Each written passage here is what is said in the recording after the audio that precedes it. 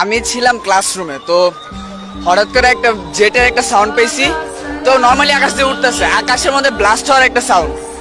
তো ব্লাস্ট হওয়ার পরে ডাইরেক্ট নিচে বড় একটা সাউন্ড হয়েছে।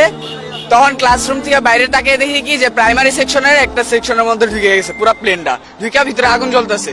তো দৌড়ায় যায় দেখি কি যে ভিতর থেকে স্টুডেন্টরা বেরোইতেছে, কাপড় চোপড় পুরো একেবারে পুইরা, সারা শরীর পুইরা গেছে, বেরোইতেছে আর নিচে পড়ে যেতেছে। আর কয়েকজনের পুরো অর্ধেক শরীর ছিল না, কয়েকজনের অনেকজন আছে গার্জিয়ান, তাদের ছেলেবেলা একদম মারা গেছে।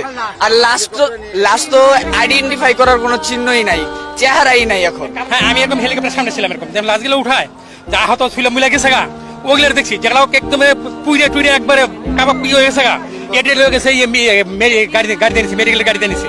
আর যেটি আহত সোলামলা অবস্থা আছে এটি নিয়ে গেছি দিয়া হেলিকপ্টার দিয়া।